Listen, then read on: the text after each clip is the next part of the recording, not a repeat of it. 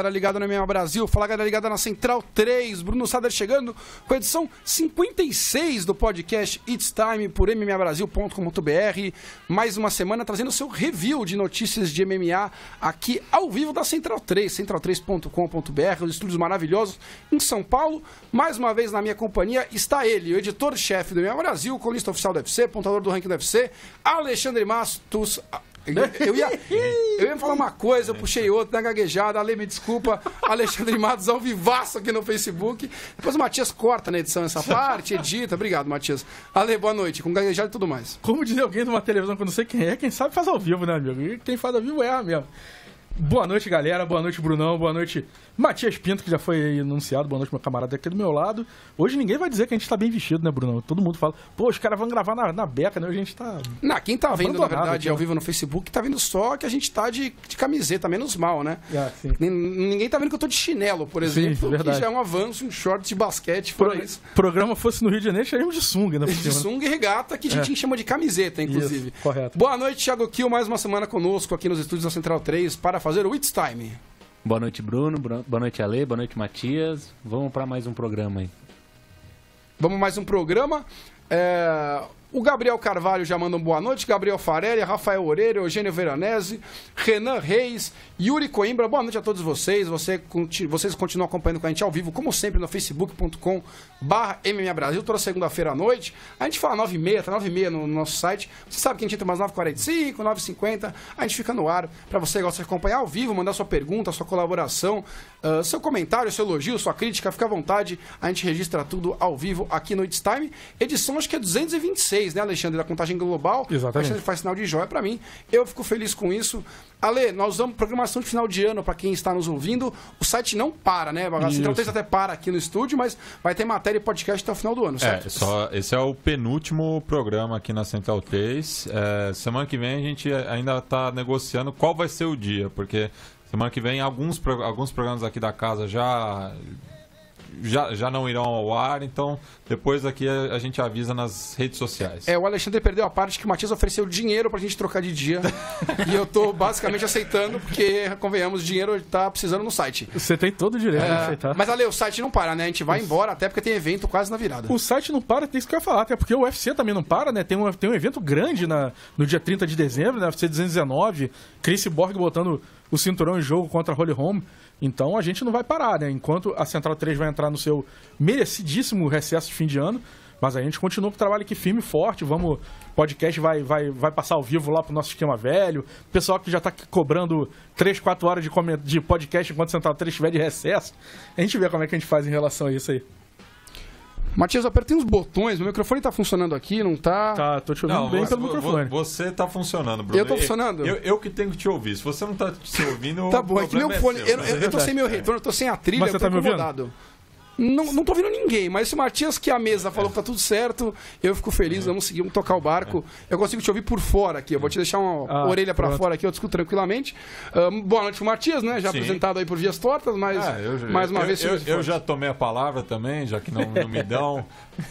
Bela camisa do Cerro Porteño, Matias. Campeão paraguaio, ontem 32º título. Achei que era do Grêmio, em homenagem a Bruno Costa e todos os nossos ouvintes gremistas, Bruno mas... Costa, grande gremista. Grande gremista, mas fica pra próxima aí, a homenagem ao Grêmio, que afinal, deixe isso para os programas de futebol da casa, nós vamos falar de luta. Isso. Alexandre Matos, vamos falar de luta, e a primeira da noite, vamos seguir com a nossa trilha de entrada mesmo, Matias? Pode seguir com ela? Porque, na verdade, eu jogaria a trilha de boxe, mas nós estamos numa fase de adaptação, vamos com a trilha de entrada mesmo que resolve o nosso problema, porque eu quero falar do grande evento, acho que não foi a maior luta do ano, não sei se foi a maior, porque a gente teve Canelo Álvares e Gennady Golovkin, a gente teve o Floyd Mayweather lutando contra o Conor McGregor, que tecnicamente não é, mas mediaticamente é uma luta gigantesca. Vladimir Klitsch contra o Anthony Joshua. Klitsch contra o Anthony Joshua, no estádio de Wembley para 80 mil pessoas, 90 mil pessoas, e tivemos a cereja do bolo final do ano, era o duelo entre Vassil Lomachenko e Guilhermo, né, porque é de Cuba é aí o LLH. Guilhermo. É o certo, né? Não é a parte o Matias discorda de você, viu? É só ir na Espanha pra ver como é que eles falam. Não, mas eles que são donos do idioma. Aí falaram Guilhermo. Não que a gente fale igual Portugal também, né, Matias? Verdade. Portugal tá sempre errado. Mas enfim, era um duelo entre dois bicampeões olímpicos. A primeira vez na história do boxe. Na história do boxe profissional, né? Profissional, isso. A gente teve um duelo entre dois bicampeões olímpicos. O Lomachenko não tá invicto, mas já é campeão mundial em 2 categorias. E o Rigondeaux vinha invicto, né? 17-0. Uma certa diferença de idade entre os dois, né, Alexandre? 8 anos. E diferença de peso também. O Rigondeaux é um cara de 2 categorias abaixo do Lomachenko. A diferença de peso era visível, de tamanho dos dois. Mas o jogo de defesa e de contra-ataque do Rigondeaux tinha tudo para embolar a luta, né? Que você colocou na prévia. E como você apontou, para muitos, essa é a luta que definiria quem que é o maior boxeador da atualidade, o famoso peso por peso. Depois que o Mayweather e o Underworld pararam, né? Ficou meio solto. Quem essa será, posição, né?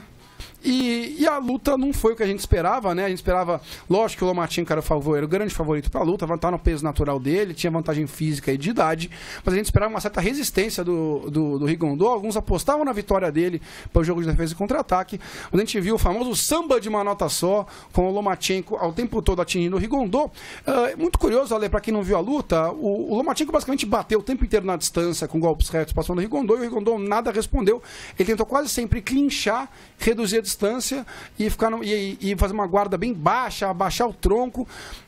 Antes de você falar se você esperava que o Lomachenko fosse realmente ganhar com essa facilidade, te surpreendeu o Rigondeaux ter tentado embolar a luta? Porque me irritou muito, por exemplo. Para quem não sabe, eu não contei o desfecho da luta, que muitos não viram, né? Foi no Sport TV 3 bem tarde, a luta, umas 2 da manhã, do sábado pro domingo. O Rigondeaux no 6º round desistiu da luta, ele alegou uma lesão na mão esquerda. Desistiu da luta, que ficou muito estranho para muita gente, inclusive para mim, porque ele estava apanhando muito e não pareceu que a mão estava com esse problema todo. Mas enfim, não vou julgar um grande campeão que é o Rigondeaux.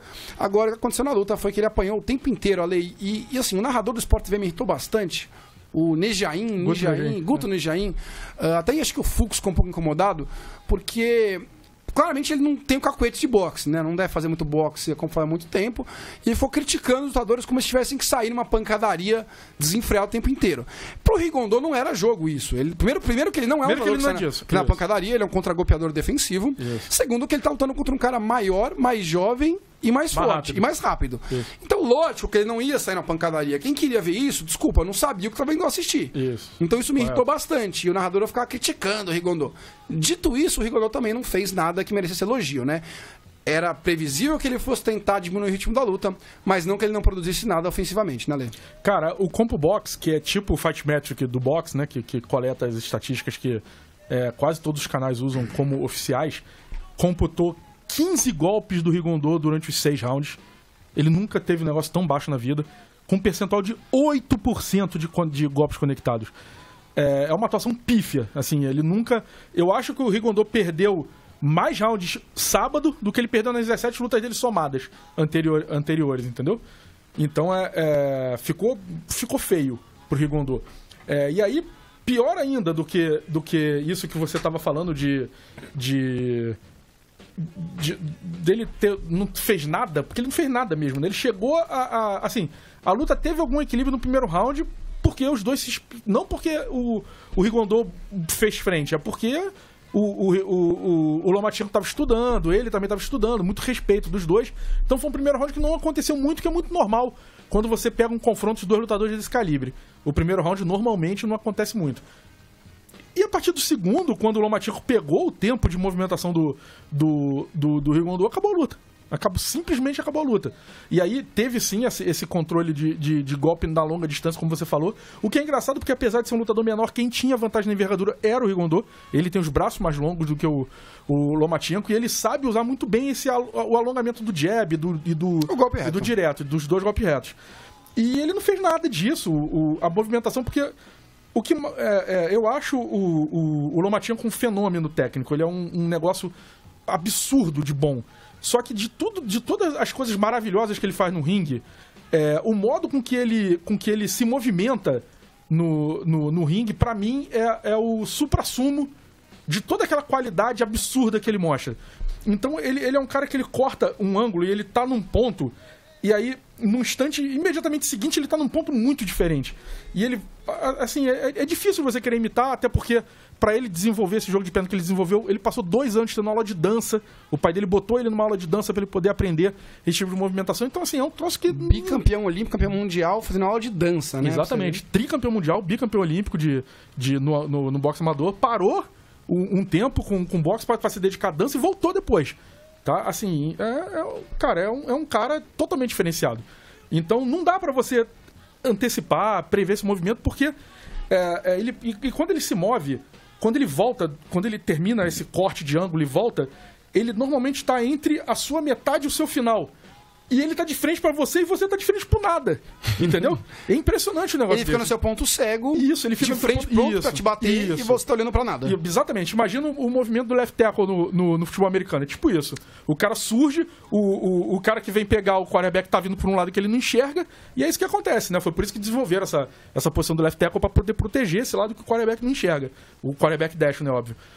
Foi isso que o Lomachenko faz com todo mundo. Né? Não interessa se o cara é destro, se o cara é canhoto. Normalmente, ele é canhoto, né? Normalmente ele tem mais facilidade de fazer isso contra destro. E ele fez isso contra outro canhoto. Que não teve aquele choque de jab, aquele negócio feio quando um destro e um canhoto luta, né?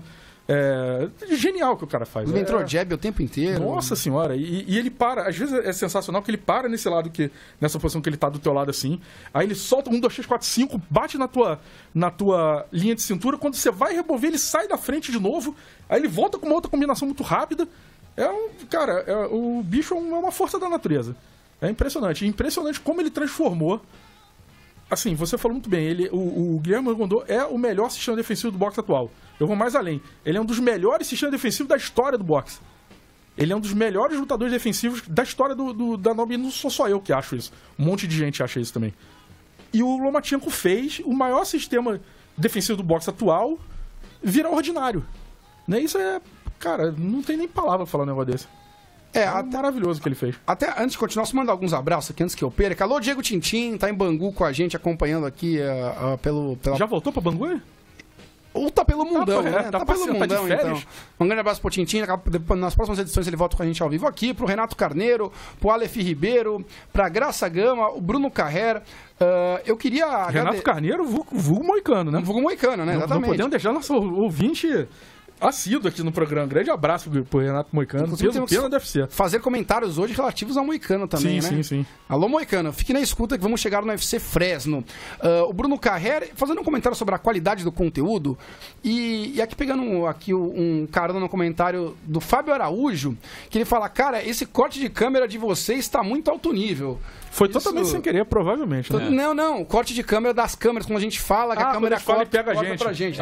Eu falei já no Zé no Rádio, essa é a Tívia pra 2018, descobri como é feito isso. É porque é uma mágica, né? Mágica. Mas eu posso falar, pessoal... Não é feitiçaria. A gente busca três no MMA Brasil, até teve alguém que comentou aqui sobre uma briga do UFC com youtubers, não sei o que o UFC tá fazendo aqui, foi o Fábio Araújo, abraço pro Fábio.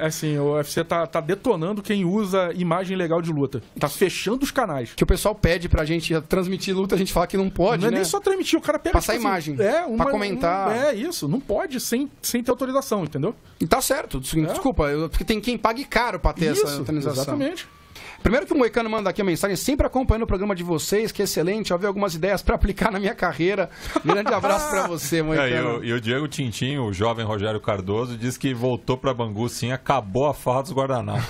Entendedores entenderão, né?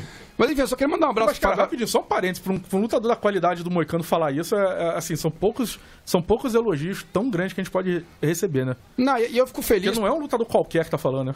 Isso mostra o nível de conteúdo que a gente tenta trazer, principalmente na sua pessoa, obviamente, Alexandre, mas que o site inteiro tenta produzir. Porque até o pessoal comenta sobre pra gente, porque a gente não vai às vezes pra YouTube, fazer vídeo assim, assado. Eu acho que esse conteúdo tem muito na internet, entendeu? Já de quem faz reação de luta, quem comenta um assunto esporádico aqui. O difícil é fazer essa análise técnica. Então a gente tenta aliar isso com uma estrutura de alta qualidade, que é a Central 3, essas câmeras na nossa cara, cortando. A gente sabe que não é todo mundo que consegue ouvir ao vivo. O arquivo para download depois é o mais visto ainda, mais baixado, mais escutado, que dá facilidade para as pessoas. Só que o ao vivo, para quem pode curtir ao vivo, tá vendo que tá ficando cara de programa de televisão isso daqui, Alexandre. Exatamente. Tem meus pêsames que o pessoal tem que ver a nossa cara, né? Mas fora isso, eu acho que dá uma proximidade com quem tá absorvendo conteúdo muito legal. A gente fica feliz que vocês estão gostando desse conteúdo feito aqui na Central 3. Continuará em 2018 firme e forte. E hoje tem sorteio para os nossos colaboradores do Padrim, do boneco do George St. Pierre, da coleção Ultimate Collector Around 5, no final do programa. Um abraço pro William Gotten, manda abraço aqui para Santa Catarina, tá mandado o abraço para você. Ale, para acabar o assunto boxe, um abraço pro Felipe Weber, que perguntou da nossa elegância, cadê a elegância? Hoje estamos sempre com a minha camisa aqui do Clube Atlético Monte Líbano, com muito orgulho. Que beleza. Ale, pra quem nunca tinha visto boxe e foi ver essa luta, até pra nossa prévia do site, pode ter tido uma impressão errada do Rigondeaux, né? Que lutador fraco, o cara não fez nada, ele realmente não fez nada na luta, ele tentou travar muito a luta e não conseguiu produzir nada. É a imagem errada, né? Se você nunca viu, ele não é um cara comum, é um cara de outro planeta e é muito mérito do Lomachenko isso, ter conseguido ganhar. Não estava valendo o posto de número 1 peso por peso pra quem ganhasse à toa. Então se ele tivesse vencido, ele seria o número 1 peso por peso, então ele não é qualquer um definitivamente. O negócio, cara, é que ele estava de frente para um atleta que aparece de vez em raro em qualquer esporte. Entendeu? Eu acho que hoje o Lomachenko não é só o peso por peso número 1 do boxe mundial, mas eu acho que ele é o peso por peso número 1 do esporte de combate mundial. Assim, não tem nenhum lutador de wrestling, de MMA, de judô, de taekwondo que esteja num nível técnico tão exuberante, o francês judô não tá... O Ted Riner, o Kyle Snyder no wrestling. Ninguém, bicho, ninguém, entendeu? É um monstro. O Demetrio Johnson, esquece, sabe? O João Gonzalez, não tem conta, assim, ninguém. Ele tá no outro nível. Acompanhem Vasily Lomachenko, senhoras. Tem muitos anos de carreira pela frente ainda e vai ser o maior boxeador de todos os tempos. Um dos maiores boxeadores de todos os tempos, com certeza. E já tá pronto lá no site. A gente provavelmente vai pegar um espaço na programação na semana que vem, que não vai ter nenhum prévia para outro final de semana. Tipo um desafio. O João Gabriel já me mandou de brincadeira, assim, 8 horas da manhã de domingo. Não sei o que o cidadão faz acordado 8 horas da manhã de domingo. Muito menos pra quem estava cobrindo o UFC Fresh, que nem eu. Fui dormir às 5. Uma vergonha. Aí bate um WhatsApp pra mim 5, 8 horas da manhã. E ele me perguntou: por que você não faz uma matéria chamada Como Parar Vasily Lomachenko? E eu fiz.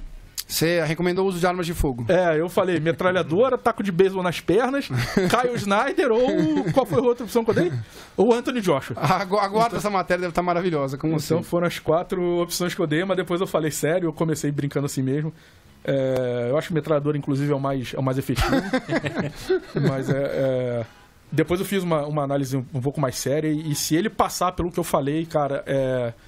É foda a gente botar... O boxe mudou muito pra gente dizer que alguém hoje vai ser melhor do que o Sugar Ray Robinson, que chegou a ter 90 lutas invicto, que venceu 170 e perdeu 12. Assim, é um bagulho bizarro, entendeu? Então o boxe mudou muito. Ninguém mais luta de 3 em 3 semanas, 5 vezes seguidas, que nem nego fazia naquela época.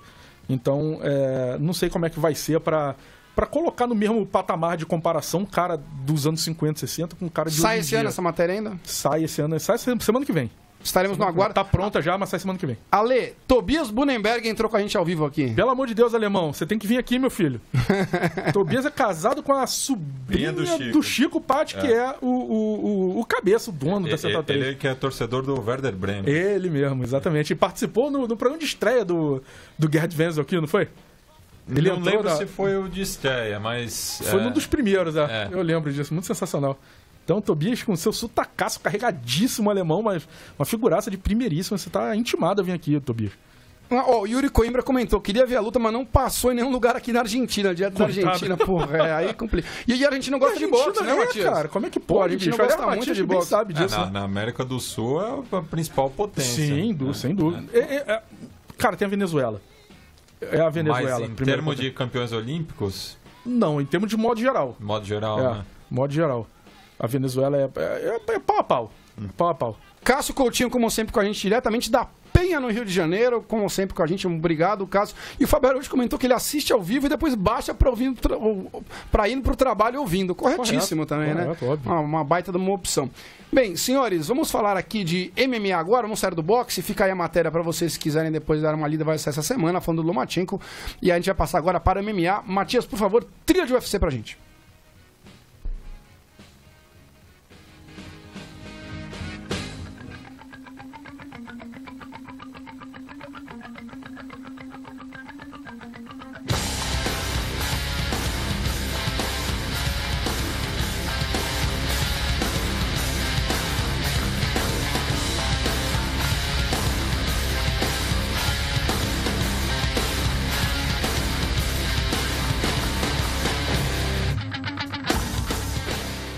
Matias, se eu falar que tá alta a trilha agora, você vai me xingar?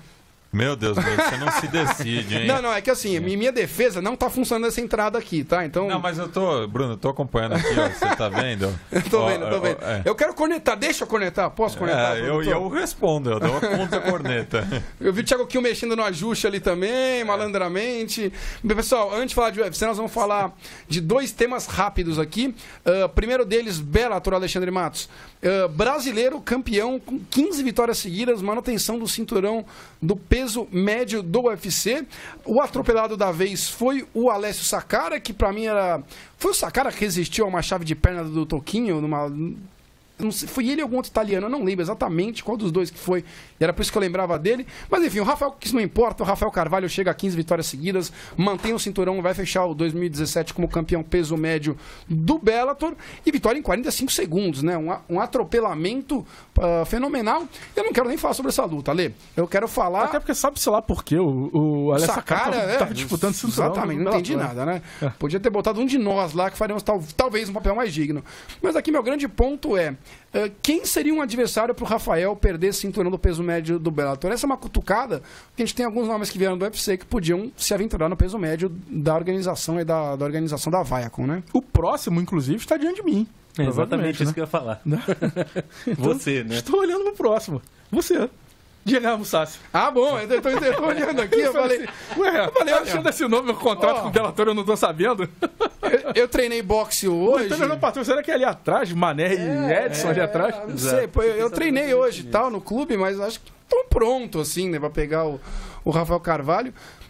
O Mussassi é o grande nome, mas além do Mussassi ali, você não consegue ver o Rory McDonald também subindo? O Rory McDonald é o próximo evento do Bellator, né, dia 20 de janeiro. Ele vai disputar o cinturão contra o Douglas Lima, é o próximo desafiante. E sim, cara, eu acho. Rafael Oreiro mandou essa informação aqui. Eu acho que ele pode ganhar do Lima, acho que ele é favorito contra o Douglas, inclusive, subir de categoria para pegar o Rafael também e ficar com ele e o Conor McGregor como os únicos campeões em 2 categorias simultâneas dos maiores eventos do mundo, né? O David Branch fez isso no WSOF, mas o WSOF não está nesse nível. Se você não viu o nocaute do Rafael Carvalho, você pode olhar no site, tem um vídeo lá do Bellator com um nocautezinho, 45 segundos. É um jogo rápido. O bom é que o highlight é o vídeo inteiro. O highlight é o vídeo inteiro, basicamente. Salvou quem não viu o evento que nem eu, que nem Thiago Kiel, por exemplo, que manda um joinha ali por detrás da tela aqui. Mas eu queria muito ver, primeiro contra o Mussassi, e eu queria ver o Rafael sendo testado também contra o Rory McDonald, né? Que tem potencial aí para subir de categoria. E ficar um peso médio gigantesco também, né? Ele já é um meio médio enorme, ele ficaria um peso médio gigante também. E o jogo dele é desagradabilíssimo pro Rafael. Né? O Mussassi também, eu acho que o Rafael. Eu acho que o Rafael Carvalho não passa de nenhum dos dois.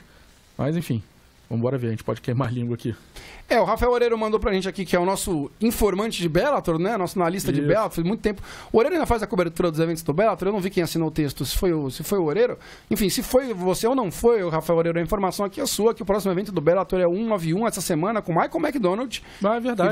E Valerie Letourneau. É verdade. Então, nomes aí de conhecidos do grande público. Mas ele falou que o próximo bom evento mesmo é o que você mencionou, ali, dia 20 de janeiro, o Lima contra o McDonald, com certeza, aí é o evento que vai chamar a atenção aí do grande público. Tá deixando um abraço pro Fernando Tassoni, pro Fábio Leandro, pro Fernando Chaves, diretamente do Tocantins também, um grande abraço para ele, tá sempre na audiência com a gente. Ele também que pega um pouquinho ao vivo e escuta depois gravado. Fica um grande abraço aí para o pessoal lá de Tocantins. Passado o Bellator, Alexandre Matos, Thiago Kiel, agora para você. A gente fez um pitaco rápido semana passada sobre o Ben Askren ter se aposentado no ONE UFC. Esse é até um assunto que a gente pode voltar com mais tempo depois e desenvolver muito mais, mas para resumir, era o campeão do Bellator, foi pro ONE UFC para ganhar mais de 1 milhão por luta. Sim. Finalizou a carreira invicto, atropelando todos os lutadores que lutou, com talvez o wrestling mais temido do MMA mundial hoje. Entre os campeões, né, você tem ali ex-campeões mundiais, olímpicos, como o Cerrudo, como medalhista olímpico, como o Romero e o Cormier também, foi um cara que foi muito bem na Olimpíada. Mas você tem aí o Ben Askren com wrestling aplicado no MMA, provavelmente um dos mais temidos do mundo. Ninguém conseguiu achar nada contra o Askren na carreira, que acabou invicto. Ele se aposentou por lá e não foi para UFC, e foda-se, a última vitória foi sobre o Shinya Aoki. Kiel, pra você acha que você como lutadora, observando a carreira dos lutadores aí, se você estivesse no papel do lutador, você acha que ficar fora do UFC é negócio, ou realmente é só um caso 1 em 1 milhão como o do Askren, literalmente 1 em 1 milhão, porque ele ganhava 1 milhão pra lutar? Mais ou menos. O Askren, por mais que ele realmente tenha sido muito dominante durante a carreira dele, eu acho que ele não teve uma exposição midiática que justificasse tanto assim, ou que deixasse ele num patamar tão diferenciado. É que realmente, do jeito que a história se desenvolveu na época, ele teve muito próximo, deve ser, ele teve todas aquelas discussões com o Dana White, que todo dia, eu lembro que na época, toda semana alguém perguntava pro Dana White se falaram que o Ben Askren tinha fechado, que não tinha fechado, tinha conversa de WhatsApp no meio da história, e isso deu uma certa notoriedade pro Ben Askren, além, obviamente, dele ser um ótimo lutador, e naquela época, pré-Scott Coker, do Bellator, né? Ou na Bjorn transição... Rebney. Pré-Scott Coker, exatamente. Do Bjorn Rebney. Ele foi muito dominante naquela época que o Bellator aparecia como que prevalecia a justiça, que fazia os torneios, etc e tal. Uma tentativa de tornar o MMA mais esporte do que show, exato, né? mais esporte do que entretenimento, propriamente dito. Ele foi talvez, não vou dizer que foi o expoente, porque existiam outros como o Ed Alvarez, etc., também dividiam esse posto, mas ele foi quem apareceu mais, e quando teve todas essas brigas com o UFC, ele, por todos esses meandros, acabou dando uma certa notoriedade que coube para ele um contrato grande. Agora, você me pergunta se vale a pena? Não sei se vale a pena. Ele provavelmente financeiramente valeu. Agora, por mais que todo mundo diga ele aplica o wrestling muito bem no MMA, etc, etc, etc, sempre vai ter o asterisco do nunca lutou no UFC, né? E isso é complicado, isso é meio que intransponível, do ponto de vista esportivo propriamente dito, mas não dá pra dizer que ele teve uma carreira ruim, muito pelo contrário, foi uma ótima carreira de sucesso em grandes organizações e, enfim, basicamente Ale, é isso. você queria ter visto Askren quem? Então, antes da gente falar essa parada, eu acho que o Askren, ele foi ganhar $1 milhão de dólares no ONE UFC, beleza. Ele ganhou uma grana também pela parceria que ele fez com a Evolve, que é de um dos donos do ONE, é sócio da Evolve. Mas, cara, eu acho que ele teria sido também um produto muito bem vendável no UFC. Ele teria sido um cara marketeável muito bem. Ele não era, né, quando aconteceu essas coisas todas. Mas o UFC poderia tornar ele, porque ele é um cara seguinte. Ele é um cara muito bom, com um estilo de luta nada atrativo. Ou seja, o fato dele lutar e vencer dá raiva nos fãs médios e vão querer ver ele perder. De qualquer jeito, o cara não perde, né? E ele é folgado pra cacete falando. Ele é mamado. Entendeu? Ele é folgado, ele esculacha todo mundo, ele não tá nem aí, ele não tem, entre aspas, ele não tem respeito pelas pessoas. Eu acho sensacional. Não sei se pessoalmente ele é assim, né? Isso. Mas, cara, o personagem ele faz. Do jeito que ele se coloca nas mídias sociais e nas entrevistas, é assim. Então eu acho que ele seria um excelente cara que as pessoas amariam odiar e vence as lutas. Tipo assim, seria uma versão tecnicamente otimizada do Chael Sonnen, né? Ele não tem um discurso de trash talking tão elaborado, exatamente, melhor palavra, como o Chael Sonnen, mas ele também teria a capacidade de irritar as pessoas, não só lutadores, adversários, como o fã médico que quer ver o pau cantar, que nunca foi a tocada do Ben Askren. Então, cara, e aí complementando o que você falou, assim, não tem nem outra escolha. Eu queria muito ter visto Ben Askren contra o George St. Pierre. Muito. Essa luta que eu ia falar também. Cara, ia ser um duelo. E o George St. Pierre, que não é um wrestler de natureza, né? Mas ele também desenvolveu um wrestling aplicado espetacular. Thiago Kios fez uma cara pra mim, quer fazer alguma outra sugestão? É isso aí? Não, eu teria outra sugestão, porque eu acho que contra o Saint-Pierre ia ser uma luta unilateral, que o Saint-Pierre ia ficar dando jab na cara dele por 5 rounds e não ia ter graça. Eu acho que uma luta sensacional seria ele contra o Mas você acha que ele não conseguiria grudar no Saint-Pierre? Nenhuma hora? Não, acho que ele conseguiria alguma hora, mas de 5 rounds ele dominaria meio. Aí não ia levar lugar nenhum. Eu acho que uma luta legal seria ele e o Hendricks.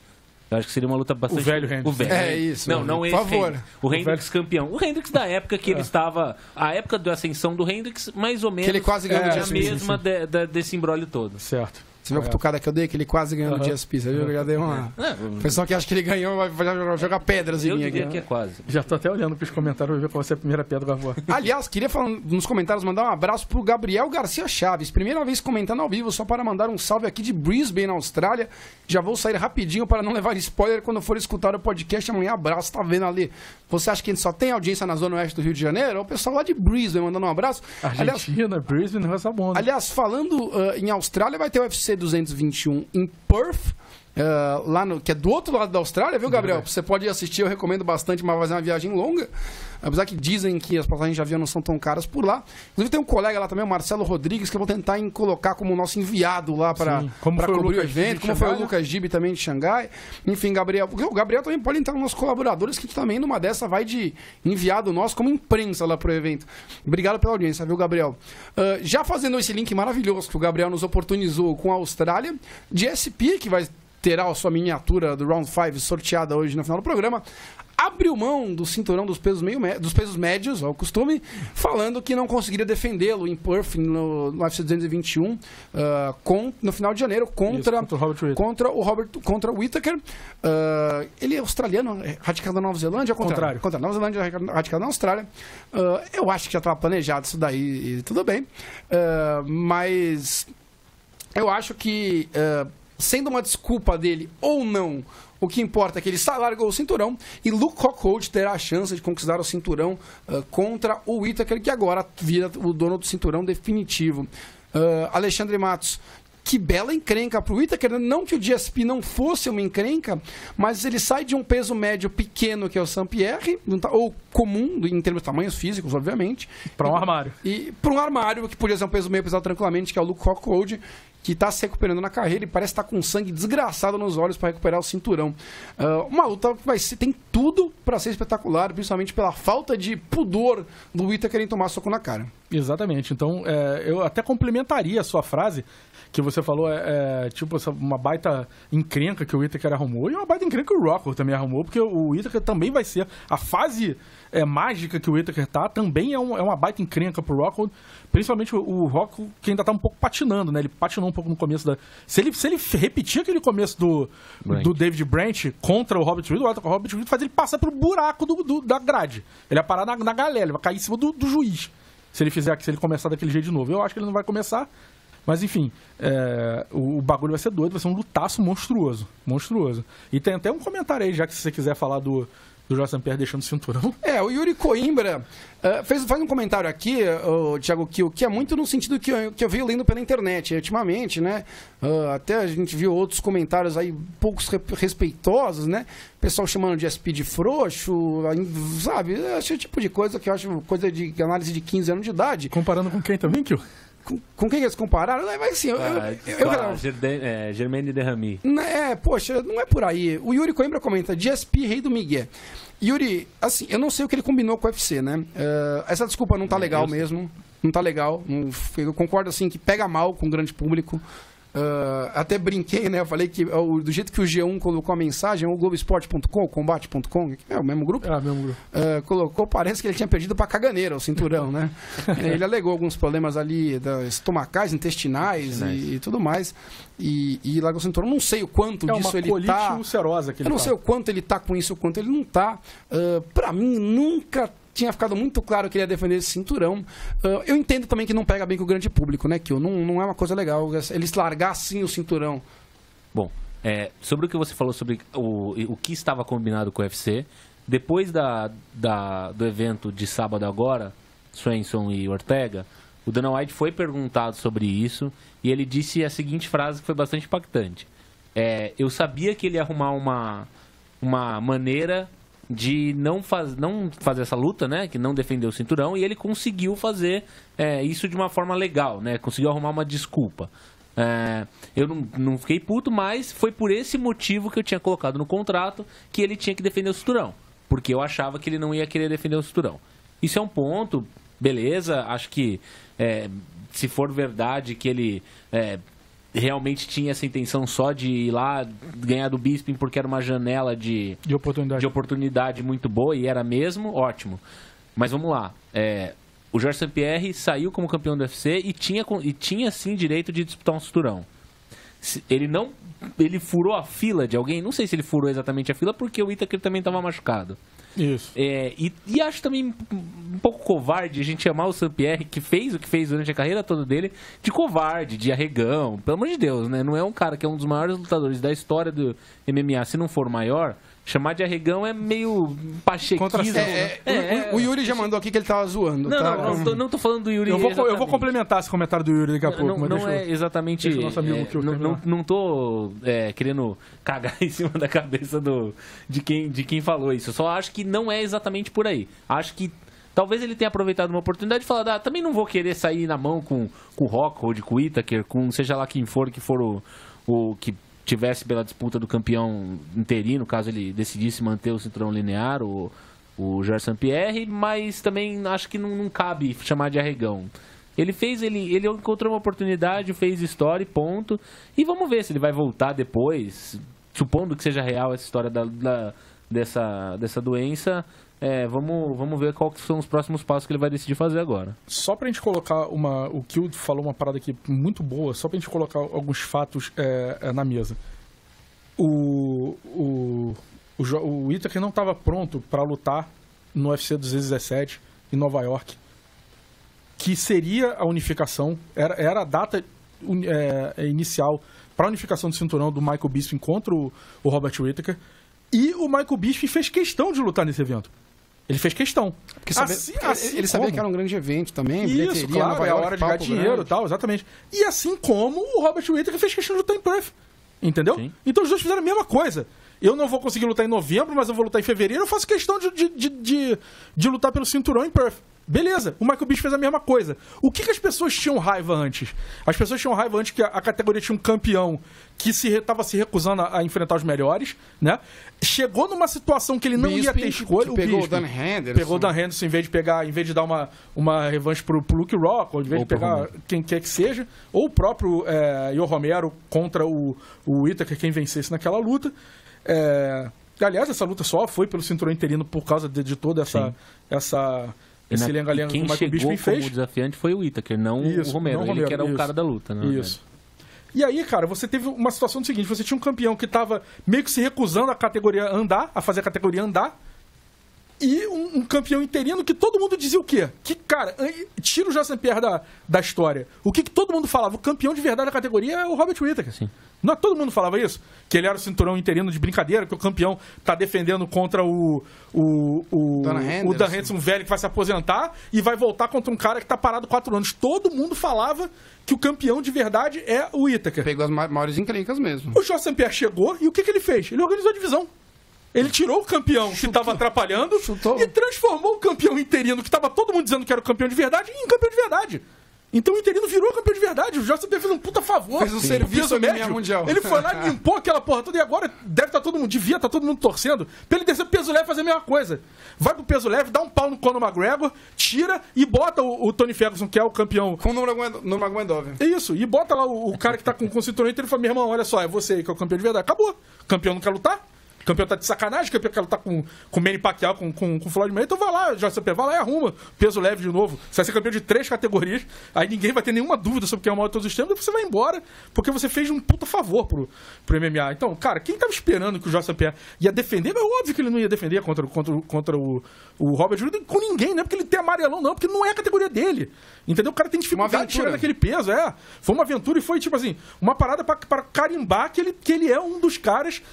Cara, olha só, não é legal quando você lembrar quem são os caras campeões de 2 categorias diferentes. Você vai lembrar do BJ Penn, que é um puta lutador da maior de todos os tempos.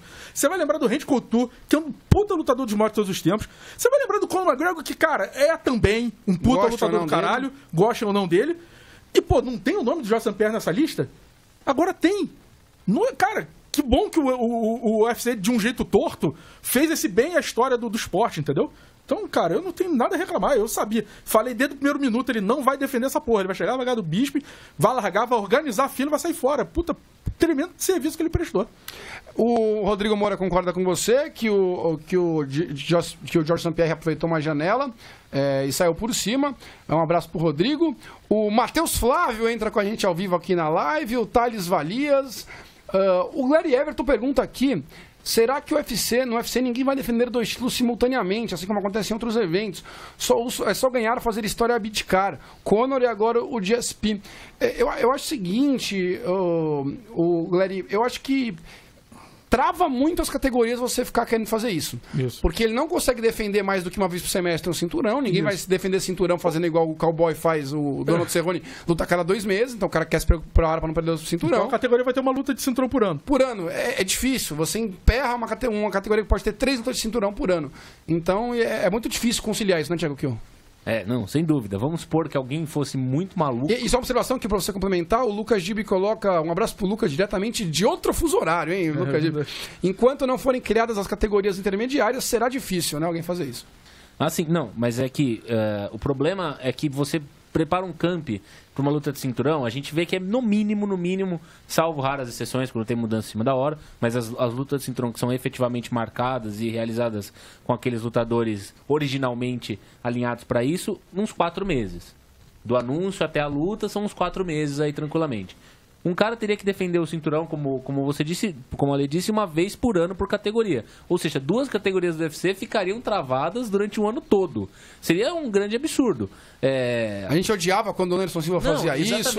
Quando o Caim Velasquez se machucava toda hora. Existe essa regra do UFC, essa regra velada, que o cinturão tem que ser posto em jogo todo ano, mas, não espera-se que seja sempre assim. Espera-se que seja, no mínimo, isso em casos excepcionais, de lesão, etc. Agora, sobre a criação de categorias intermediárias que o Lucas Gibi comentou, eu acho que isso cresceria muito o número de campeões de 2 categorias, porque a transição fica muito mais fácil. Exato. Se você tem o cruzador entre o médio e o meio pesado, ou o meio pesado e o pesado... Sou contra. Meio pesado. Meio pesado, você é contra. Isso é pauta para outro dia, mas sou contra. Mas, aumentaria o número, sem dúvida, aumentaria o número, porque você teria um cigano andando em 2 categorias, um John Jones, quem sabe? Cormier, etc, andando em 2 categorias. O próprio Tite, Caim Velasquez.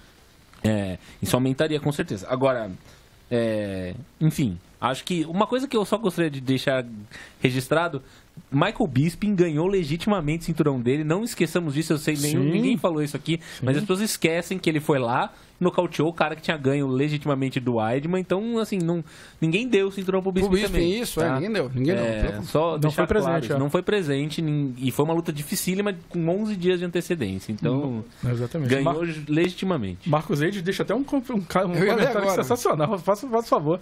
O Marcos Eide, que é aqui de São Paulo, um abraço pra ele. Saint-Pierre tem excelência técnica até na hora de arrumar a casa do UFC. Bora fazer campanha para casar McGregor e Saint-Pierre.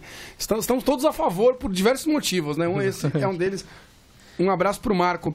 E só essa questão do ganho de peso, aliás, as pessoas esquecem que assim, o GSP vai lutar na categoria de cima com o Bisping.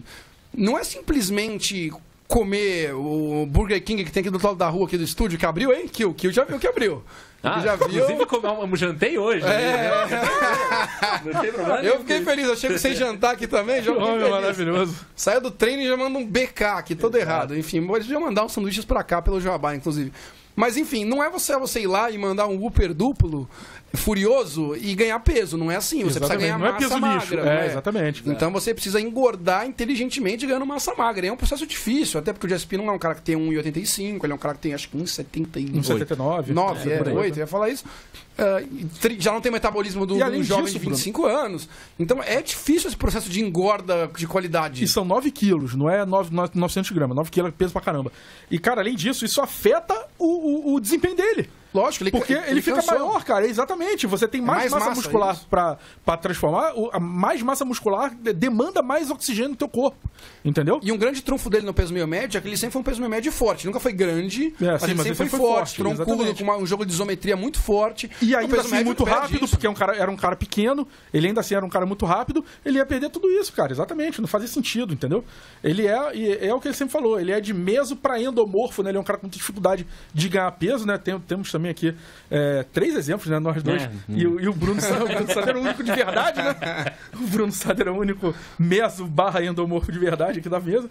Então você mesmo sabe disso, cara. Explica em 30 segundos o que é endomorfo para as pessoas. É o cara que tem dificuldade para ganhar peso, diferente do ectomorfo, que é o cara que tem facilidade. O cara que sai da sua condição normal para ganhar peso, o cara que sai da sua condição normal para perder.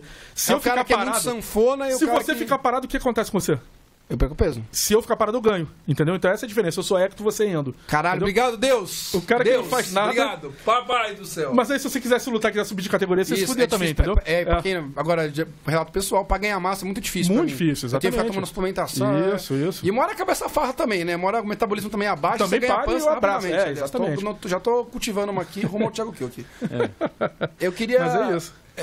A gente já discutiu essa questão também do ganho de peso, que as pessoas não têm essa noção às vezes, né, Ale, da dificuldade que é para um Sim. atleta subir, enfim. Mas a gente pode conversar sobre as categorias de peso, com a dificuldade em outros programas. A gente pode pegar um dia sem pauta, com a pauta mais Sim, livre sim. e falar só disso. Chamar que- preparador físico, fisiologista. pra Exatamente. participar Temos com a alguns que acompanham o gente. programa, Sim, inclusive, direto. né? Isso, exatamente. Aliás, mandando um beijo pra Kira Grace, como sempre. Ela sempre nos acompanha. Ela nos acompanha no Instagram sempre. Eu vejo que a gente Nossa, posta lá. sensacional, né, E cara? aparece que ela tá visualizando Que as nossas mulherão da porra, né, mensagens. bicho? Meu Deus Um do céu. beijo pra Kira, que é a nossa colaboradora do Apoia-se, do Padrim também.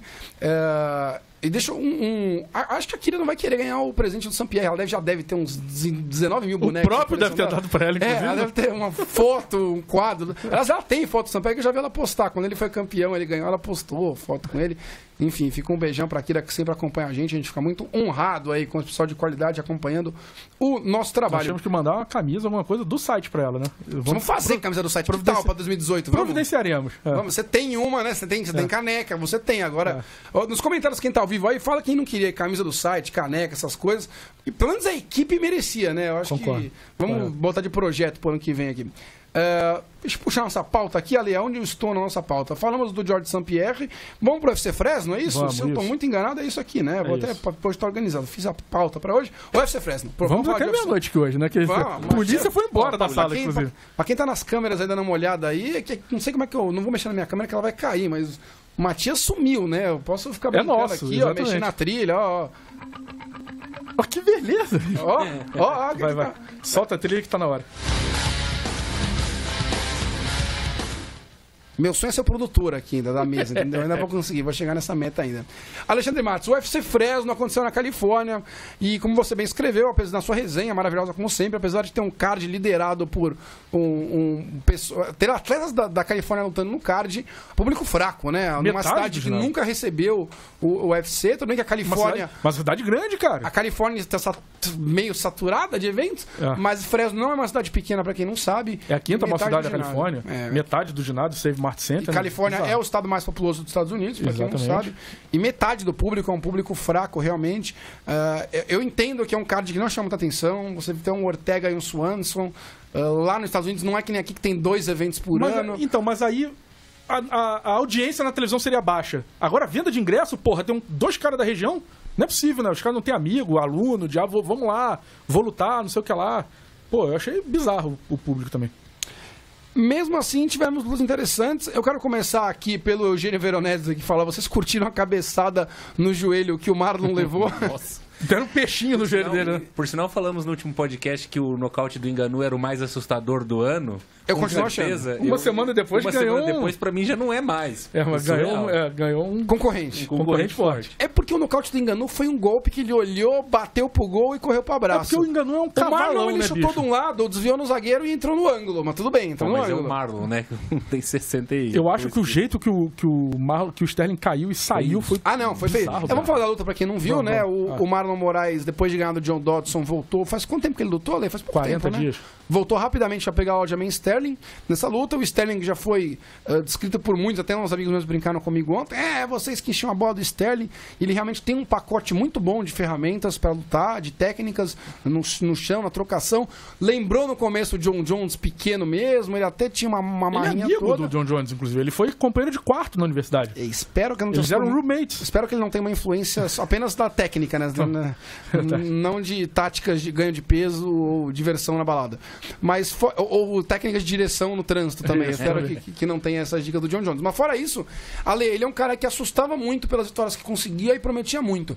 Só que veio numa descendente da carreira, mais uma vez, lógico que ele sabia, ele não é burro, que não podia trocar francamente com o Marlon, que é um grande trocador. Ele tentou no começo ir pro Clint, tentou levar o luta pro chão, conseguiu por um momento, mas cometeu um erro primário de pé. Que não é a primeira vez que ele comete. Que é o quê? Você tentar queda sem fintar. Então ele foi pro pro single leg. Pro single leg. O single leg sem nenhuma finta, sem um jabzinho antes, sem um jab direto, sem um chute baixo, sem nada. E o Marlon foi, na verdade, como eu falo que ele chutou de um lado dentro do outro, porque ele foi para um chute no corpo do Sterling. Isso. Só que o movimento de queda de cabeça do Sterling encontrou lindamente o joelho do Marlon Moraes. Isso. E o Sterling caiu feíssimo. Parece que travou no ar. Ele trava um robô no ar e cai todo duro. Então tudo duro. Porque ele tá vendo na câmera que ele cai com a mãozinha pro lado, assim. É uma coisa, de lado, bateu com a cara no lado. chão, depois ficou de lado, ficou horroroso. E ele sai de maca do octógono. Já tá tudo bem, já mandaram uma imagem, tá tudo bem. Quer dizer, o próprio MMA ficou uma Junkie, sequela, com certeza, mas... ele teve uma coisa que ele falou lá que eu falei, não, ele tá sequelado, eu não lembro o que foi. Ele falou que ele entrou... Ele achou que o timing tava certo, O timing tava certo. Então realmente tá sequelado. Mas, cara, além disso que você falou, além dele ter baixado... O Matias voltou, vamos comportar agora. Acabou a bagunça. Acabou a bagunça. Pode voltar. Acabou a festa. Oi, Matias, boa noite. Posso saber o que tava acontecendo aqui? Esconde a meta. Esconde. Guarda aí. Além disso que você falou, que ele errou, ele não fintou e tal... quando você vai fazer esse tipo de entrada para um single leg, principalmente quando você não finta, por favor, nunca tente uma queda sem fintar, mas se for o caso, você não pode esquecer uma outra característica de entrada de wrestling, que é o ataque de perna. O que o ataque de perna faz e o que o ataque de perna teria evitado de acontecer esse negócio?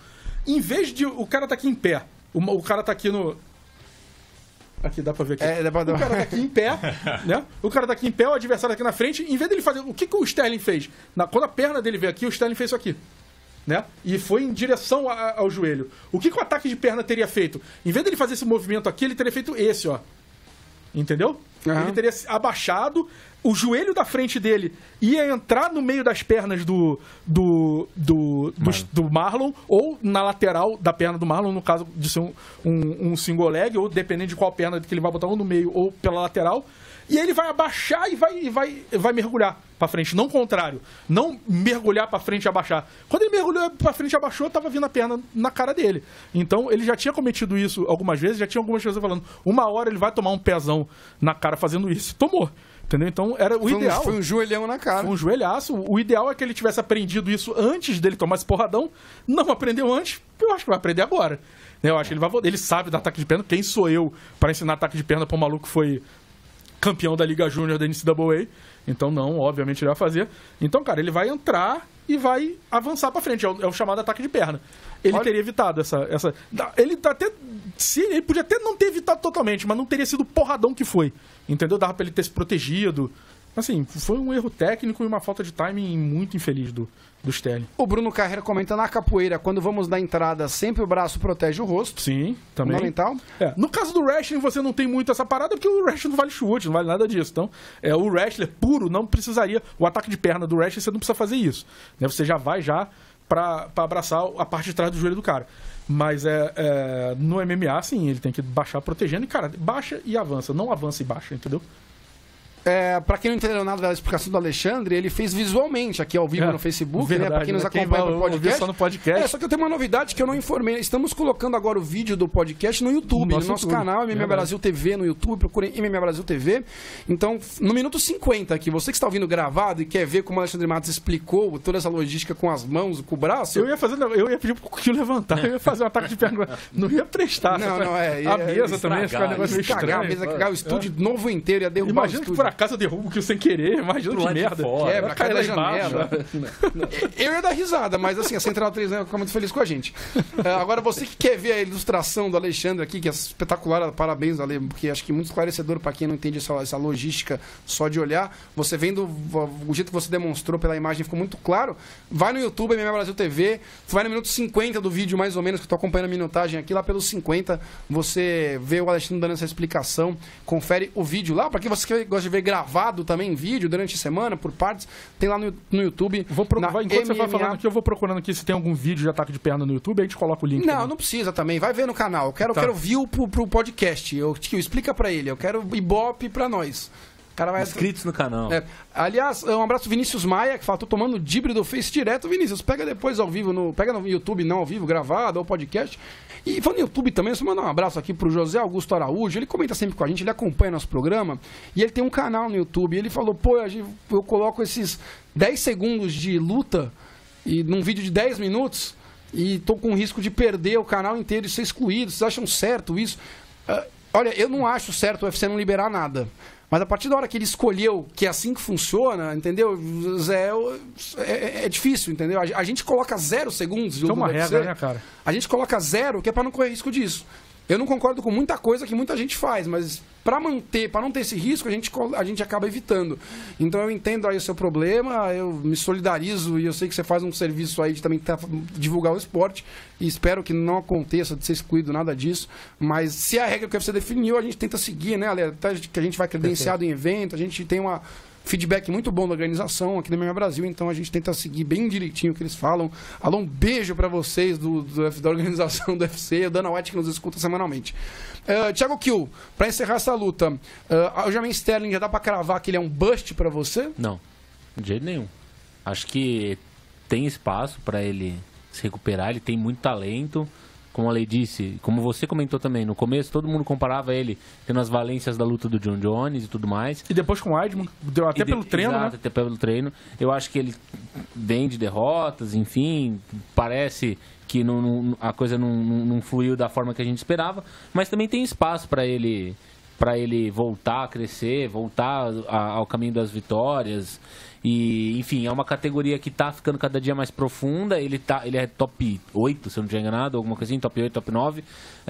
Tá num momento ali que começa a funilar muito, o Marlon também não é qualquer um.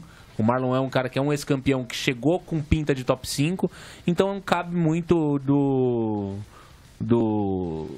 de continuar a evolução normal dele. Ele é novo, tem condição sim de voltar a vencer, agora talvez com um passo atrás e seguir a carreira muito tranquilo. A gente criou muita expectativa, né, Kiel, sobre ele, porque o início é muito bom. Isso, esse é um problema, né? Esse hype muitas vezes faz parecer que o cara vai explodir muito rápido. E pode ser que daqui 3, 4 anos ele esteja disputando o cinturão, seja campeão, enfim, ele tem talento pra isso. Tem talento pra isso, Rogerinho. Recomendo o Choque de Cultura, assista, é maravilhoso. Aliás, fiz citação do Choque de Cultura no Fronteiras, que vai sair essa semana. Achou que tinha acabado Fronteiras? Achou errado, tá? Muito bom. Eu olho pra trás, eu vejo o movimento de wrestling, quando eu vou ver direito, eu Dave Schultz, bicho. Alexandre Matos. Peraí, vamos por partes. Fala aí, Kiel. Até triste Sabe agora. quem jogou em Fresno State? Quem jogou? Derek Carr. É? Que homem. Alexandre Matos, por favor, para quem não escutar ao vivo, comente rapidamente o que está passando na TV atrás de você, que história que está na TV. Isso aqui é o Team Foxcatcher, o comentário? Não é. É o 30 for 30 Ah, tá, beleza. É a história do assassinato do Dave Schultz, que é um retratado no filme Foxcatcher, né? No filme Foxcatcher e no documentário Team Foxcatcher também. Né? Eu não vi esse 30 for 30 ainda, eu baixei ele e não consegui ver ainda. Recomendamos. A história do David Schultz, pra quem não sabe, ele é quem? Ele o Dave Schultz, ele é a única dupla de irmãos atletas americanos, Schultz, né? Campeão da NCAA, campeão mundial, campeão olímpico e campeão do US Open, que é o campeonato nacional. Do UFC não foi, mas o Mark tentou, né? O Mark lutou, no UFC ganhou, o Mark tem 1-0 no UFC. O Mark tem 1-1 no MMA, 1-0 no UFC e 0-1 no Jungle Fight. O Mark Schultz ganhou a luta que ele fez no UFC, ganhou do Gary Goodridge, e perdeu no o Brasil é muito difícil. Porra, demais, aqui na selva amazônica ninguém aguenta mais. É uma puta história, mano, que nego parece que embromaram o Mark Schultz, mas depois isso é um programa que a gente conta depois. Dave Schultz, um puta wrestler, foi campeão olímpico em 84, depois virou técnico e foi assassinado pelo dono da equipe, que ele era o técnico. Que na TV atrás de você nesse momento está sendo preso, Alexandre. Para quem não nos vê ao vivo, vai João ver. João Dupont sendo preso. É um dos caras mais ricos dos Estados Unidos. E Matias Pinto, tenho ideias aqui, ó, de meu time de botão, hein? Tô com áudios bons. Meu time de botão de wrestling? Não. Vai envolver... não vou contar. Mas vai envolver Serginho Malandro e MMA. Meu Deus. E jiu-jitsu. Se prepara que a história é boa, Matias Pinto. Mas é bom, cara. É bom demais. Fantástico. Depois a gente faz aqui um em off. O Lucas Gibe comenta que o filme acaba com a luta do Mark no UFC, né? Isso, exatamente. Depois dele xingar o UFC por muito tempo, o MMA, né, por muito vale tudo na época, ele era contra isso e ele acaba lutando. Um abraço pro Patrick Pereira, lá de Campos. Diretamente do... É norte do Rio de Janeiro, Campos, ali? norte, Eu sou ruim, porque o Rio de Janeiro A família da minha mãe é de Campos. Eu achei que você ia falar que a família Garotinho era de Campos. Também. Eu achei que ele ia falar que a minha família é garotinho, né? Vamos juntar logo tudo. Tá louco. Diego Gentin comenta que José Aldo pré-Conor também só tinha uma derrota na carreira aí no Jungle. Verdade, que homem. Espetacular paralelo, Diego Verdade. Gentin. Não sei como seu cérebro funciona, mas tá de parabéns por essa associação. Ale, não comentei aqui uma última observação. O Marlon Moraes, para você, retomando o assunto que deveríamos estar comentando. O Marlon Moraes, para você agora, o que você daria para ele? Eu já vi com a sugestão do João, que é o vencedor de Jimmy Rivera. Jimmy Rivera e John Lineker. Isso. Você acha que é por aí? Acho. Você acha que ele já merece isso? Porque ele ganhou a primeira vez do Dodson. Já chega com moral, né, cara? O Dodson é um belo lutador e o Sterling é um top 10. Então, o Marlon precisa agora ver se ele vai entrar no top 5 ou não, de uma categoria que o top 3 e 4 é elevadíssimo. E o quarto gol dele, né? Que é o Rafael Assunção. Baita. Essa categoria tá demais. Demais. Tá demais. Tá bom demais. Vamos subir então de luta no card para falar do evento principal da noite entre Cub Swanson e o Ortega. Até o pessoal olhou também, eu concordo, não é o main event do sonho de ninguém, né, em termos de nomes, mas é um casamento que previa uma luta muito interessante, como foi. Porque, até contando porque eu tava vendo só highlights da luta, porque peguei no meio e eu vi o que o Alexandre colocou como prévia e vi o que aconteceu. Eu falei, não é possível que aconteceu isso de novo. E a luta prometia muito, por quê? Porque o Ortega é um cara que gosta de tomar soco na cara e viradas espetaculares no final. Às vezes, sem estar nem merecendo a vitória, ele consegue aproveitar uma lacuna, como foi com o nosso querido... Com o Renato Moicano. Com o Renato Moicano, que ganhava a luta, ganhava o terceiro round. Mais um que caiu no drible do Brian Ortega. Caiu no drible do Brian Ortega. E o Cub Swanson é um cara que tem um boxe muito afiado, você muito bem descreveu ali. Então, fala pra gente um pouco dessa luta. Eu entendo que não é a luta dos sonhos de ninguém, mas ela prometia ser legal, com uma trocação franca, e teve o roteiro típico do Brian Ortega, que é como o Rocky Balboa no filme. Incrível, né, cara? Sobrevive até o final pra ganhar a luta. Eu escrevi assim na pré-venda, cara, a mão chega a coça pra botar o que o Brian Ortega vai ganhar por virada, e eu botei. Eu falei, não, ele vai ganhar por virada, mas é que tipo aquele negócio que eu escrevi e ri de mim mesmo, sabe? Não vai de novo. De novo, né? Uma hora vai Aí dar quando merda, o cara né? fez, cara, eu olhei e falei, não é possível que ele fez de novo. Não é possível. Assim, a luta que ele fez contra o Moicano já tinha sido uma amostra que o Brian Ortega, ele tinha alguns defeitos no striking, que ele era um cara que lutava muito reto, muito com o corpo esticadão, ele já é um cara alto, né, pra categoria, com o corpo esticadão e o queixo alto, né? E é um cara que tomava muito soco na cara por causa disso. Contra o Cub Swanson, isso era um indício de tragédia, né? Que você vai acabar sendo nocauteado, porque o Cub Swanson tem um boxe muito bem desenvolvido na categoria. Contra o Renato Moicano, ele já mostrou evolução, né? O Renato Moicano estava ganhando a luta, ele entrou no terceiro round ganhando a luta, tava ganhando o terceiro round, inclusive, só que, puta, era uma puta luta dura do cacete. O Renato Moicano tava sofrendo ali também pra ganhar dele. Era uma luta equilibradíssima, até ele conseguir dar uma contra-queda no Moicano e finalizar o Moicano. E contra o Swanson também começou isso também, e aí ele já mostrou algumas coisas que ele tá melhorando. A postura dele continua um pouco errada, mas ele já tá sabendo bloquear golpe, entendeu? Então já entra um pezão que fica na mão. O negócio que, pô, vai entrar um pezão, fica na mão, vai entrar um pezão, fica na mão. Vai ter uma hora que, bicho, não é a luva de boxe que tá defendendo, é uma luvinha desse tamanho, entendeu? Uma hora vai a mão junto, vai todo mundo, você vai ser nocauteado com o braço e com tudo. Então tava andando nesse meio, o Ortega conseguia algumas combinações também, mas, cara, era uma típica luta que ele ia se ferrar se ele não arrumasse a brecha. Aí ele arrumou no primeiro round, e ele puxa, o que ele fez no primeiro round, quando ele puxou aquele triângulo de mão, já foi sensacional, aquilo que ele fez. Foi assim, um puta vacilo que o Cub Swanson deu, o Swanson escapou rápido, ele tava bem treinado pra escapar do clinch na grade, só que ele cometeu uma burrice, em vez dele, cara, quando ele saiu da pressão, empurra e vai embora. Entendeu? Faz que nem o Gabriel Benítez fez na luta anterior, no Come Event contra o Jason Knight. Sai dali. O cara vai lutar no chão, ele é melhor que você no chão, sai, deixa o cara ficar no chão sozinho. E aí, ele não empurrou o Brian Ortega veio com aquele bracinho canalhaço, bicho, botou o braço por cima assim, pegou, falei, nossa, derrubou, já com o triângulo de mão encaixado, derrubou o Swanson, começou a rodar, ele fez tudo certo. E o Swanson também fez certo, o Swanson também conseguiu rodar no sentido contrário das pernas do... Que é o certo. Que é o certo das pernas do Ortega, pro Ortega não fechar. E, meu irmão, mais 10 segundinhos ali, ia ter o Swanson tinha ido pra vala no primeiro round já. Sim, ele já acabou nas trevas, já aquele primeiro round. Mas ele defendeu, beleza. Eu pensei assim, voltou pro córnea, Ortega vai virar pra ele, porra, meu irmão, olha o mole que tu deu, entendeu? Não faz isso de novo, não sei o quê. E aí ele volta no segundo round bem na luta. combinando golpe, batendo, atacando o corpo do Ortega, chutando. Assim, uma luta bem legal, cara. E aí ele vai e para de novo na frente do cidadão. O cidadão vai, pega o pescoço dele de novo. É inacreditável, assim, é incrível a facilidade que o Brian Ortega tem de pegar o pescoço do cara, é incrível, incrível. Assim, por mais que você... ele não é um qualquer, né? Ele treina na primeira academia Gracie criada fora do Brasil, né? Que é a Grace Torrance, que é do Rorion Gracie, que ele criou no final dos anos 70. Que o Royce foi morar com ele. E daí nasceu o UFC, exatamente. E daí nasceu o UFC. Fazendo desafios Gracie, desafios Gracie na garagem lá e na exatamente. academia. E ele treina com os filhos do Rorion, entendeu? Ele treina com a galera, com a nova geração. Ele treina com o Reiner, com aquela galera toda que tá lá. Quero ver você falar de cor os nomes da família Gracie. Pois é, que tudo com R, L, Y e H. Então, ele é um cara com uma puta de uma escola, né? Ele é um cara que tem muito treino, mas, cara, é impressionante a facilidade que esse cidadão tem, maluco. E o que ele fez... A guilhotina que ele finalizou a luta é mágico, entendeu? É muito bonito. É coisa de quem entende, né? É coisa de quem sabe, porque ele encaixou e ele não tinha apoio, tá? Ele não estava encostado no chão, ele não estava encostado em nada. Ele estava com as pernas grampeadas no tronco do Swenson e ele estava no ar, né? E aí ele viu que ele estava perdendo a pegada. O braço esquerdo dele manteve na posição onde estava e o braço esquerdo ele tirou e botou de novo. Só que ele só conseguiu fazer isso porque ele pegou os dois dedos dos dois pés e colou na grade. Ele colou na grade, ele conseguiu aquele apoio. Não, o pé pode. Ele não pode segurar. Foi ele botou o pé. Tá. Ele fez um balanço, né? Ele fez um balanço, exatamente. Ele travou ali e empurrou. Foi o suficiente para ele poder ter a sustentação para não cair. Eu não reparei nesse detalhe do dedo. Eu vou até buscar depois pega lá. E aí ele dá um empurrãozinho, cara, e a mão dele entra de novo. Aquilo desesperou o Cub Swenson, porque o Swenson pensou assim, na hora que ele tirou a mão, ele falou, bom, afrouxou, agora ele vai cair, eu vou cair por cima, eu vou comer ele no ground and pound. Quando ele viu que a mão voltou, ele se desesperou. E ele bateu muito rápido logo depois, é muito batida de desespero.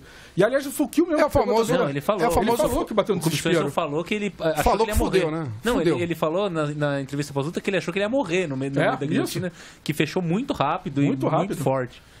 Ele achou que ele ia morrer, ele bateu no desespero, que eu vi, aquela foi uma batida no desespero. Sim. Mas, cara, foi genial. Estilo... Genial, bicho, genial mesmo, incrível. Ô, Thiago, então, a gente tem aí um candidato à finalização e nocaute do ano, no mesmo evento. Pra quem não quis ir no evento, quem não quis assistir. Pra variar, né, o pessoal que não dá chance pra esses eventos menores acaba perdendo uns lances bons. Que o Renan Reis fez uma pergunta muito legal, vou passar pra você aqui. Ele comenta sobre o roteiro das vitórias do Ortega, sempre de virada, do Clay Guida, em cima do Brandão. Não, foram todas, sem exceção. Sempre. Todas. E só que o Renan coloca que ele acha difícil isso acontecer, ele não vê isso acontecendo contra o Max Holloway, contra Frank Edgar e companhia. E aí ele pergunta aqui, vocês acham que o californiano deveria trabalhar mais o wrestling para impor com mais facilidade o seu jiu-jitsu, ou já que o time que está ganhando não se mexe mesmo? Mais ou menos, assim, ele vai ter que trabalhar o wrestling, mas... Contra o Frank Edgar é difícil impor um wrestling. Não, é meio óbvio. O Frank Edgar luta a vida inteira wrestling. Você não vai treinar 2 anos e vai chegar no nível dele. Contra o Max Holloway, eu não parei pra pensar como se desenrolaria essa luta, mas é muito complicado com um cara como o Holloway você conseguir aproximar tanto, ter todas essas oportunidades. A questão é, hoje o Ortega ele tem um jogo muito cirúrgico de finalização. E a gente viu que ele hoje ele não a utilização do jiu-jitsu no pleno do MMA atual. No máximo que o jiu-jitsu pode ser utilizado, ele está utilizando. Mundial, isso, que é aqueles 20% do jiu-jitsu que você usa para finalizar lutas. E ele é cirúrgico e ele tem aqueles ajustes de posição que a gente sempre vangloriou, por exemplo, no Demian, por exemplo, no Demian, enfim. Então, assim, acho complicado, mas é um cara que tem evolução. Por enquanto, ele não tá no nível desses caras, mas vamos ver. Só antes de você falar, só pra completar o comentário do Kill, que o Renan ele termina assim: em time que está ganhando não se mexe. Cara, eu acho que essa frase não pode ir por Ortega, porque assim, ele tá ganhando, mas ele não pode ficar postando isso pro resto da vida. Não, e outra, se ele ficar uma hora não vai dar, bicho. Se ele ficar tomando soco na cara, ele vai acabar com a carreira dele em 5 anos. Uma hora não vai dar, mas irmão. acho que ele vai nem conseguir continuar vencendo. Mas saúde dele, esquece a saúde dele. Ele vai continuar exatamente. Conseguir continuar vencendo. Agora, Alex, tem alguém que tem propriedade pra falar sobre esse jogo do Ortega, o que ele faz, o que ele não faz? É o penúltimo adversário dele. É o penúltimo adversário dele que está comentando com a gente aqui ao vivo. Ale, por favor, leia um comentário brilhante do Renato Moicano. São 2, né? O Moicano deixou 2 aqui. O Moicano que foi o último adversário do Ortega antes do Cub Swanson. E ele fala que eu sabia que ele passaria do Swanson e também acho que ele ganha do Edgar. Agora, do Holloway é impossível. Eu nem sei se é isso que o Moicano tá pensando, mas o Holloway implementaria um jogo tipo do Swanson num volume muito mais alto que o do Swanson, que não daria espaço pro Brian Ortega conseguir essa oportunidade, essa janela de oportunidade para finalizar. E aí o Carneiro completa aqui embaixo. O Ortega não precisa quedar, ele ficar no clinch com ele é embaçado. E é isso mesmo, entendeu? Foi assim que ele finalizou a luta 2 vezes. Né? Ele praticamente finalizou o Swanson no primeiro round e finalizou no segundo do mesmo jeito. Ele só não precisou derrubar. Acabou o tempo. Ele não precisou derrubar, né? E até na própria luta do Moicano, ele também não precisou derrubar. Quem derrubou foi o Moicano. Ele que pegou a contra-queda, complementou o movimento do Moicano e finalizou. Né? Mas também quem deu a queda na luta dele do Ortega contra o Moicano foi o Moicano, não foi ele.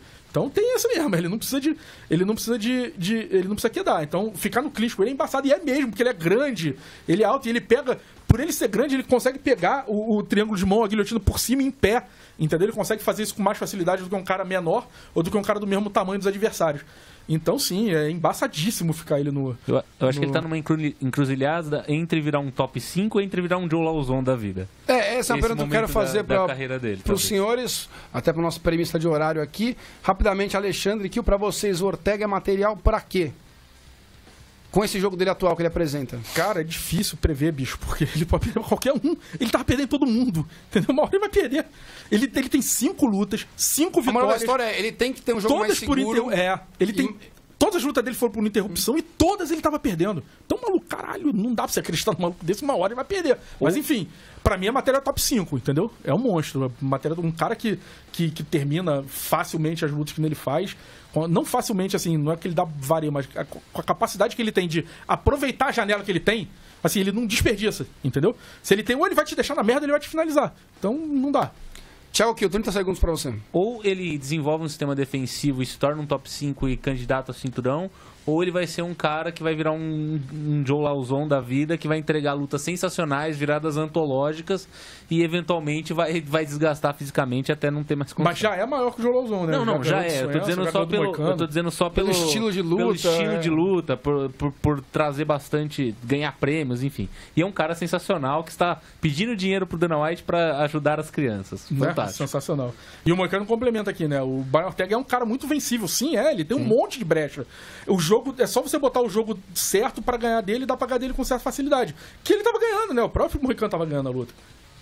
Bem, a moral da história é, Alexandre, eu quero o Moicano com a gente no estúdio aqui. Você entra em contato com ele. Alô, Moicano, quero você no estúdio com a gente pra gravar aqui o It's Time, nosso podcast, falar um pouco aí da sua carreira e das suas próximas lutas, do seu treinamento e tudo mais. O convite está feito. 2018, pode vir aqui no começo do ano no estúdio gravar com a gente. Alexandre Matos irá te importunar. Eu torço pra isso e conto com isso. Ele tá nos Estados Unidos agora, né? Ele tá indo pra você que coordena com a agenda dele, assim que ele voltar e vambora. Aliás, vai melhorar muito na American Top Team, bicho. Isso aí vai ser um monstro também. Um abraço pro Moicano. Pessoal, o nosso horário vai se esvaindo por hoje, mas como promessa... Tem nada pra você fazer lá embaixo, não? Matias, não tem. Estão te chamando ali embaixo pra ouvir. Não, que é isso. Não vai no Burger King comer ali um Uber Furioso? Já fechou. Como a gente já prometeu aqui pra vocês, vamos sortear. Estamos devendo de novembro, né, Alexandre? É verdade. Que era o nosso presente pra quando o George St. Pierre voltasse a lutar. Voltou, conquistou o cinturão. Por isso, todos os nossos colaboradores do Padrinho e do Apoias, que estão naquele nível do plano que a gente chama de faixa marrom, que é dos R$20 de apoio pra cima, participam do sorteio. E o sorteio é feito ao vivaço. Gira o peão do baú, Matias Pinto.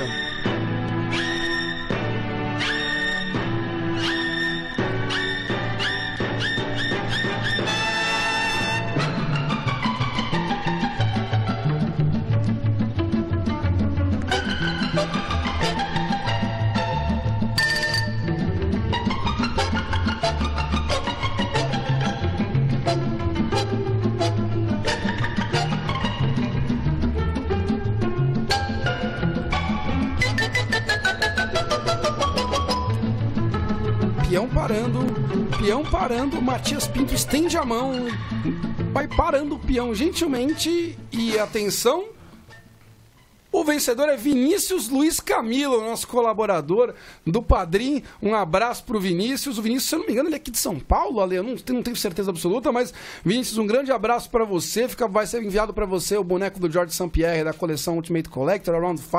Por favor, entre em contato conosco via mensagens da nossa página do Facebook, facebook.com/MMA Brasil. Você manda lá um inbox pra gente com nome, endereço e tudo mais pra gente mandar pra você. O DDD do Vinícius é 44. É 44? Então caguei completamente. Sim, onde aqui. ele tá? Em algum lugar do Paraná. 44 é Paraná. É Paraná, tá por aqui, Onde? tá no sul do tá Brasa.